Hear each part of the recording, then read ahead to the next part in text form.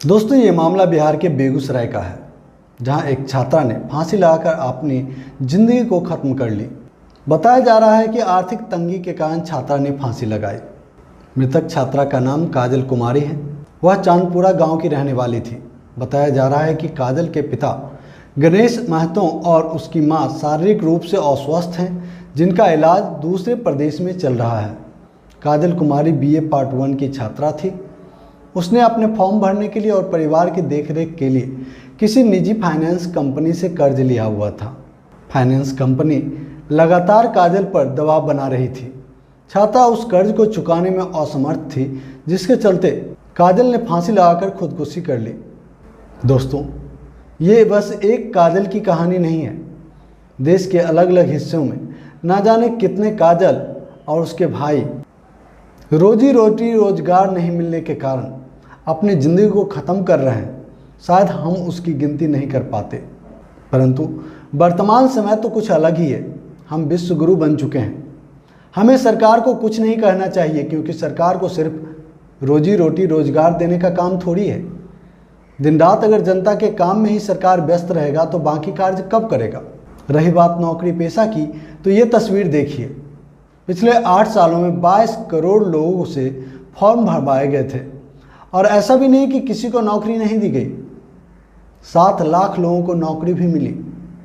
अब आप ही बताइए, जहां बड़ी बड़ी और अमीर देश की हालात पतली है, अमीर देश भी अपनी जनता को नौकरी नहीं दे पा रही है, वहीं भारत में मोदी जी के कुशल नेतृत्व में 7 लाख युवा युवतियों को नौकरी दी गई, वह भी महज 8 सालों में। मोदी जी के नेतृत्व के इस कार्य के लिए भी कई लोग कोस रहे हैं। कह रहे हैं कि 22 करोड़ से ज़्यादा लोगों के फॉर्म के पैसे मोदी जी ने लूट लिए, उनकी सरकार ने लूटे खाए। मैं उन सब से पूछना चाहता हूँ, क्या आप पहले फॉर्म नहीं भरते थे?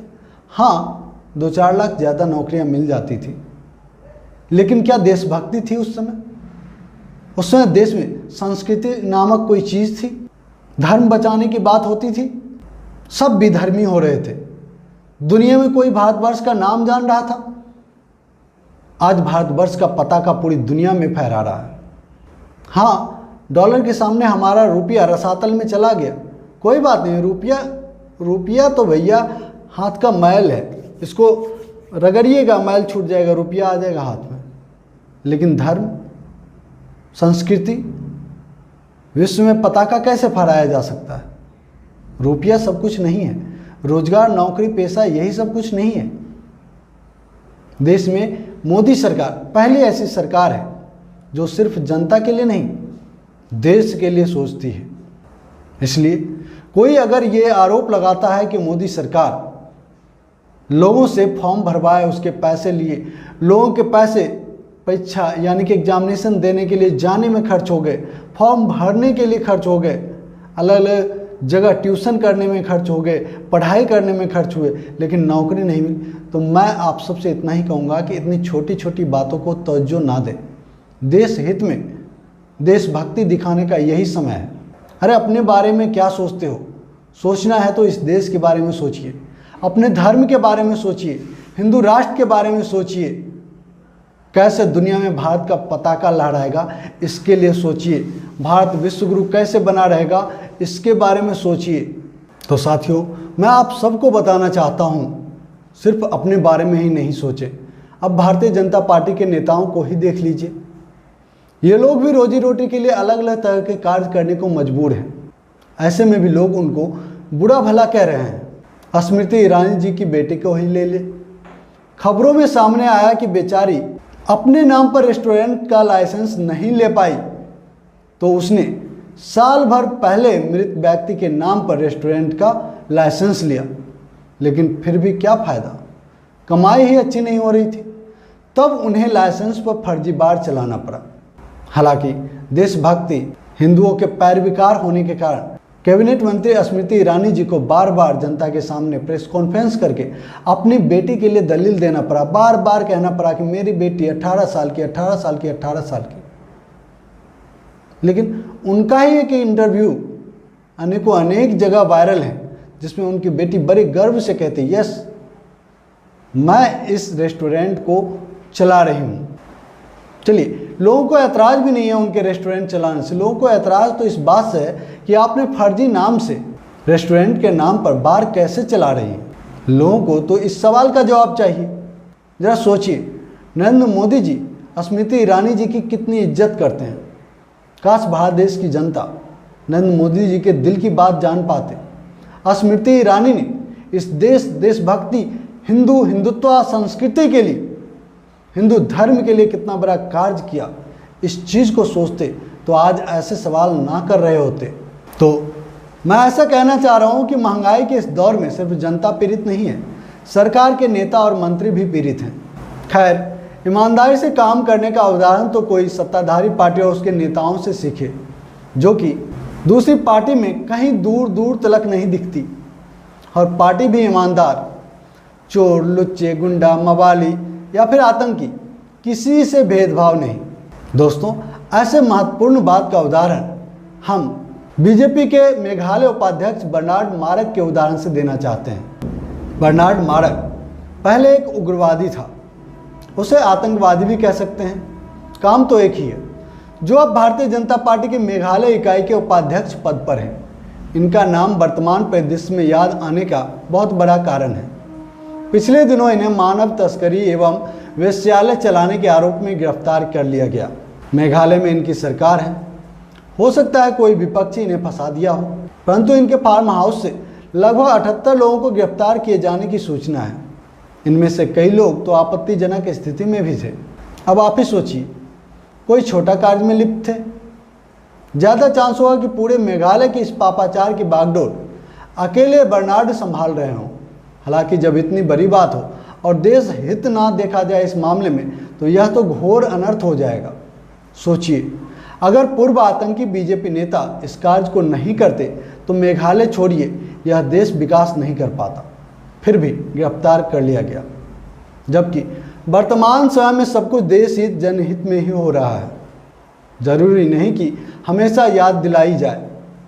अक्सर भारतीय जनता पार्टी के कार्यकर्ता इस बात का ख्याल भी रखते हैं और आशा ही नहीं, पूर्ण विश्वास है बहुत जल्द संघी बगल बच्चा संगठन एक साथ आकर इस देश विरोधी गिरफ्तारी के खिलाफ राष्ट्रव्यापी आंदोलन, पूर्व आतंकी वर्तमान मेघालय बीजेपी उपाध्यक्ष, वेश्यावृत्ति को अपना पेशा समझने वाले महान भाजपाई को जल्द से जल्द जेल से बाहर लाएंगे। और जिस प्रकार लिंचिंग के आरोपियों को जेल से बाहर आने के बाद माल्यार्पण करके उनका स्वागत किया गया, मुझे आशा है बर्नार्ड मारक के जेल से बाहर निकालने में अपना अहम योगदान देंगे और उनके बाहर आने पर लिंचिंग के आरोपियों को जिस तरीके से आपने स्वागत किया, उससे भी बड़ा स्वागत उनके आगमन पर आयोजन किया जाएगा। और आप सबसे निवेदन है कि ऐसे ही देश हित में हर काम कीजिए, लेकिन देश हित भूलना नहीं है। हिंदू हित, विश्वगुरु, हिंदू हृदय सम्राट, संस्कृति, सद्भाव, ये सब भूलना नहीं है। इन सब चीज़ों के नीचे, इन सब बातों के नीचे हर कर्म को करना है, चाहे वो कांग्रेसी के द्वारा गिरा से गिरा क्यों न कहा जाए, चाहे वो इंसानों के द्वारा किया जाने वाला सबसे गिरा और घटिया काम क्यों ना हो, हर काम करें। और आप सब भारतीय जनता पार्टी के शीर्ष नेतृत्व पर भी दबाव डालें कि ऐसे ऐसे मानिक हीरे लोग एक दो की संख्या में नहीं, भर भर की आपकी पार्टी में आनी चाहिए, जिससे कि देश में बहुत बड़ा परिवर्तन और जल्द से जल्द देखने को मिले। इन्हीं आशा और उम्मीदों के साथ कि आप हमारी बातों को अपने मन मस्तिष्क में बिल्कुल जैसा कहा वैसा ही धारण करेंगे। और चूंकि हमने आपके ही अच्छे के लिए तमाम बातें कही, आपके ही संगठन, आपके ही पार्टी का महिमा मंडन किया, इसलिए आपको बुरा भी नहीं लगा होगा। इसलिए जम के इस वीडियो को शेयर कीजिए, ताकि आपकी पार्टी देश हित में, भारत हित में, हिंदू हित में और ज़्यादा तरक्की करे और देश में कोई भी आतंकी, गुंडा, मवाली कोई बचना नहीं चाहिए। और हाँ, तभी इस देश में रोजी रोटी, बेरोजगारी है ना, डॉलर के सामने रुपये के हालात, अर्थव्यवस्था, ऐसे तुच्छ सवालों से देश की जनता को निजात मिलेगा। बताइए, आप लोगों को राजा बना रहे हैं, लोग नौकर बनने के लिए तरस रहा है। ये सोच कैसे बदलेगी जब आप सभी लोगों को इस तरह के अलग अलग पेशा में आप अपने साथ समाहित करेंगे, तब ना। वीडियो के अंत में एक बात क्लियर कर दूं कि ये तमाम बातें एक पार्टी के ऊपर हमारा आलोचना था। जिस तरीके से इतनी बड़ी पार्टी होने के बावजूद किसी भी व्यक्ति को बिना सोचे समझे सिर्फ और सिर्फ महज वोट के लिए पार्टी ज्वाइन करा देना और उसमें भी इतने बड़े बड़े पदों पर उसे बिठा देना, सिवाय उसके इतिहास का कोई ज्ञान, बताइए वो किस कदर मजबूत होगा। किस तरीके से इतना बड़ा विश्वविद्यालय को चला रहा था, जहाँ पर 78 लोगों को उसने रखा था। ये सभी बातें हमारे दिल का दर्द था। हाँ, इसमें भाजपा का विरोध था, क्योंकि मैं भाजपा का विरोध, सत्ताधारी पार्टी का विरोध इसलिए कर रहा हूँ क्योंकि उसके पास तमाम चीज़ें आज है। पैसा है, पैरवी है, पहुँच है, सिस्टम है, हर चीज़ है। इसके बावजूद वो ऐसे ऐसे लोगों को पार्टी में बिना देखे, बिना समझे, बिना परखे शामिल कर लेता है और देश के लोगों को शर्मसार करता है। ये बेहद निंदनीय है। दोस्तों, इस टॉपिक पर इतना ही। अगर हमारी बातें अच्छी लगी, सच्ची लगी, वीडियो को लाइक कीजिएगा, शेयर जरूर कीजिएगा। जो दोस्त पहली बार हमारे चैनल पर, आपसे निवेदन है हमारे चैनल को सब्सक्राइब कर लें और बेल आइकन को जरूर दबा दें ताकि हमारा हर एक वीडियो सबसे पहले आपको मिले। जय हिंद, जय भारत, जय संविधान।